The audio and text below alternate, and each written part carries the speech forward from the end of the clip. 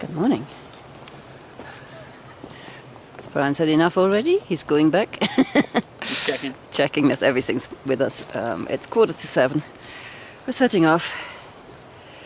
Compass bearings are set. Wish us luck. First obstacle of the day. We came from over there and had to cross this little lake, which I'm pretty sure isn't normally here. Luckily this is a stable trunk that we could walk on. It just got a bit tricky here where there's another piece of tree kind of wedged in there. And I could get through quite easily, but Brian's taller and it's just, you're still on water there. And it nearly knocks you off. It's very unfortunate, that piece. But yeah, we're on the other side of it now. We just hope we need to be on the other side of it, because it would suck to have to do that again. That's an impressive rock. Shame it's nowhere near the PCT, because we are nowhere near the PCT. Getting around all these impromptu lakes and streams does throw you off the trail quite a bit. So we're hoping we're regaining it, heading this way. Back on the trail again. I've been for a bit, on and off. But this kind of, just want to show this kind of stuff is happening a lot. I mean, it's not, you know, if you don't mind wet feet, it's not a problem. I'm just starting to think that we are extremely lucky going through this area now. Because in about 2 weeks' time, when the melt has progressed, I think the only way through here will be by boat. There's so much, you know, I mean, this water is flowing. This is not a stream, this shouldn't be here. This is all just meltwater. There's puddles down there. We've gone round what I would describe medium-sized ponds today that shouldn't be there. There's a lot of water in this area because there's still a lot of snow and it's got to go somewhere. Okay, there were a lot of warnings posted about bears interfering with people's stuff. I'm starting to think these might be actual bear prints going across here. They're going at a slightly bizarre angle to be people with fancy shoes. And they're big. I mean, this is my foot by comparison. Yikes! You can tell we've started a descent. The PCT is flowing faster. Shadowy figures. We stopped for breakfast. Yeah, we have porridge and that bodybuilding supplement for protein. Yeah. Just because it's more protein.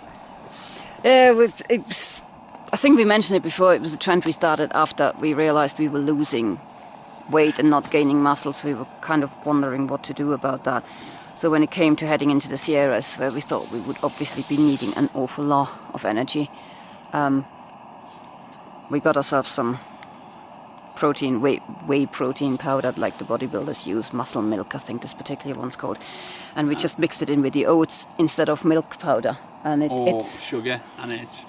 Yeah, it's quite sweet, so, you know, it actually does really well, really nicely as a breakfast.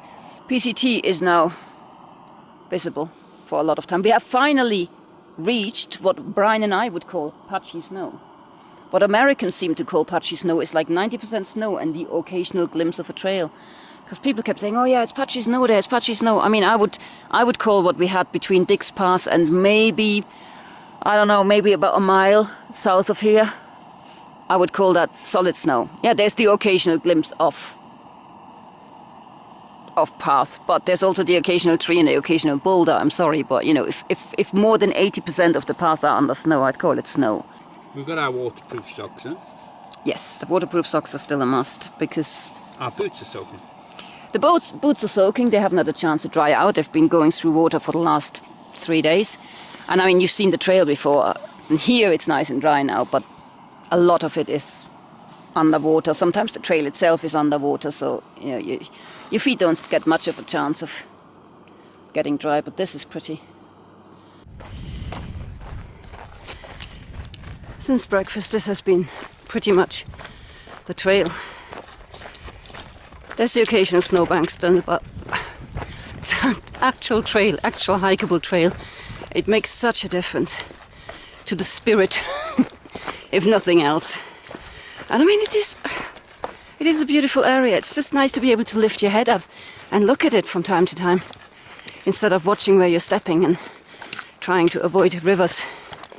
We lost quite a bit of time this morning before breakfast. I mean, we'd done about 2 miles by the time we sat down for breakfast, which was 2 hours after setting off.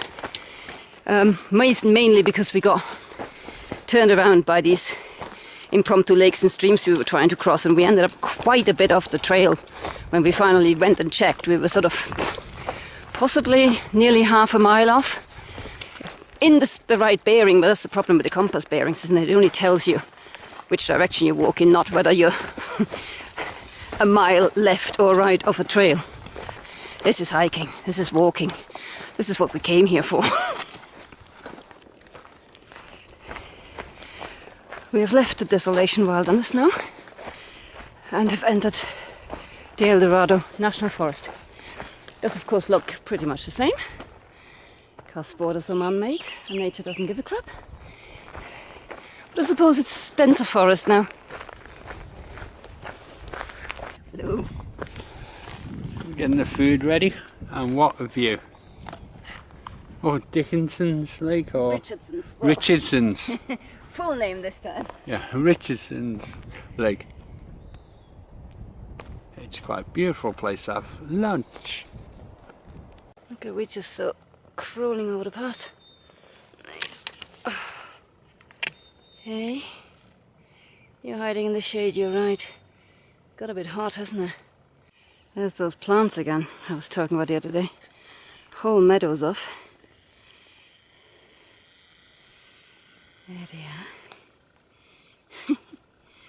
Still don't know what they are, but hey. But I think it's solid, isn't? Aha. The bit that we think is solid isn't. Okay, actually I don't think any of this is solid. The camera's going away. Ever since our lunch break, the trail has gone to pot again. Pretty much. I mean, this is quite a typical example. Snowbank, bit of trail that's actually a stream. Snowbank, snowbank. We can see it, which is a bonus most of the time. But yeah. What can you say? Don't hike here in winter? This is Miller Creek. A nothing creek, it doesn't even get mentioned by and large. It's going like the clappers. We are trying to cross it where it's mellow here, but this is incredibly deep, which is why it's mellow. So this is a swim, not a wade. So we're heading for that log bridge and hope that we can get on it. There was a log bridge over the more white watery bit as well, but I think that'll be up to my chest. oh yeah, as I said, this is a swim, not a wade. But yeah, the other log bridge was down a steep snowbank. I don't quite know how to get onto that one, so we'll try this one and do a long walk through a meadow. Well, here we are, camped up at the end of what might very well be the single most frustrating day we've had so far. I know what you're thinking. Oh, surely not another shitty day. But yes, another shitty day. Would you like to tell people what happened today? Well, we got through the snow. We got really nice patchy, so we took the Michael's bikes out. Went to Richardson's Lake, as you've seen, for lunch. Made good time till then. We got to the creek. Yep. And found an easy way to cross it, as we showed you. Nice and safe. And Gutuk said we were still in Richardson Lake. Okay. For just on 3 hours. Yeah. That is where it gets interesting, because it telling us that not catching up with our location is one thing, but because we went quite a way away from the PCT to cross that stream, where it is really safe and shallow. Once we hit the other side, we knew there was a dirt road, and we knew we needed to follow it back down again to regain the PCT, but we had no idea how much, because obviously we didn't entirely know where we'd crossed.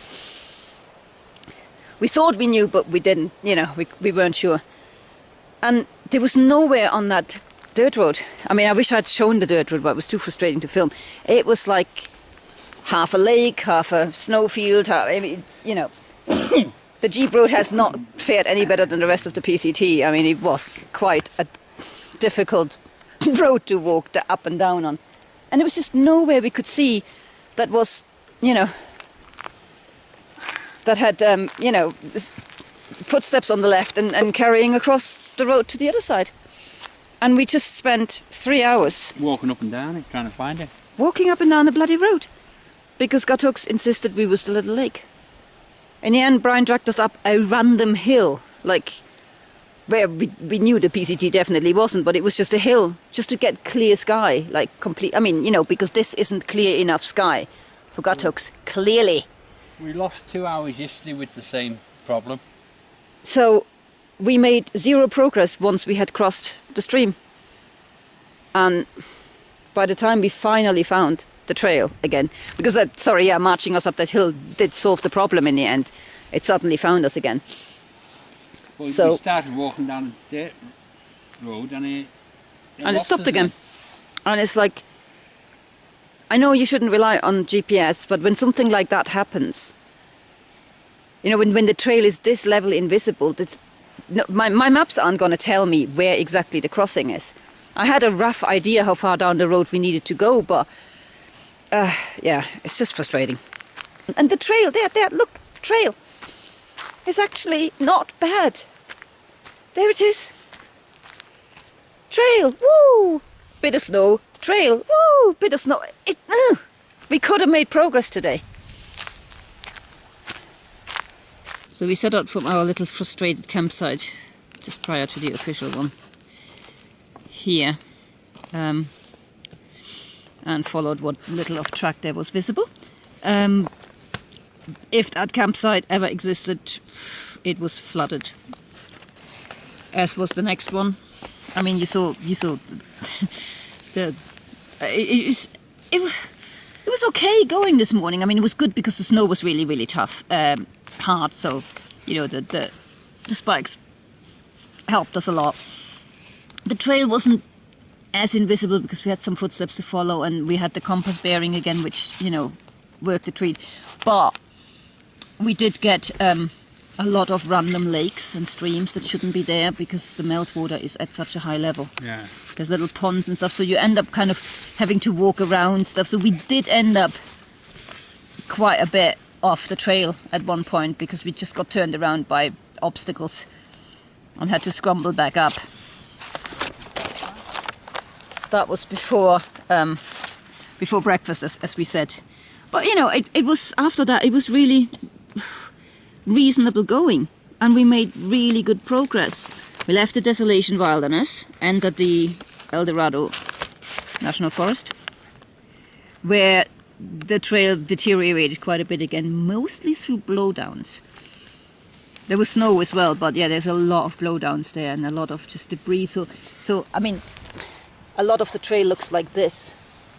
And you can't tell whether you're on the trail or not because it's just forest floor scattered with objects.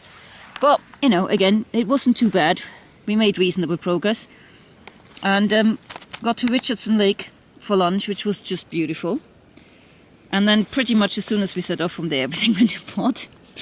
I think I showed you that, didn't I, that the snowbanks are starting again. And of course it was after lunch, so they were high snowbanks with steep ups, steep downs. And the snow had gone slushy. So we did struggle. We knew we'd lost a lot of time there, but, you know, we got to probably here-ish, saw the meadow across, and then lost the trail completely at this point. I mean, I don't know where it was supposed to go. Footsteps led sort of down to Miller Creek, which was, however, very, very steep. And we saw that all we could see of the creek was Whitewater Rapids, with some dodgy log bridges across. So we just backtracked all the way to the meadow and crossed it on some stones there, which was quite fortunate because the actual stream, Miller Creek, coming through the meadow, even though it was very calm, it was incredibly deep. It was probably chest deep, so we would have had to wade across with our packs over our heads, which wasn't really, you know. It's a bit chilly today. It wasn't really on the menu. And we knew there was here, on the official PCT, that's the official crossing, a road, a dirt road. We had seen that from when we were walking. We could see steep down to the creek, steep up to the dirt road. So we knew the dirt road was running all the way across. And we thought, okay, wherever we crossed here, all we have to do is hit the dirt road and go back down. And that's where everything went to, yeah, crap. Let's put it mildly. It took us 2.5 hours, I think, in the end, to find the point at which the PCT crosses that road. Because obviously everybody's crossed wherever, and half of the snow is gone and you couldn't see footsteps.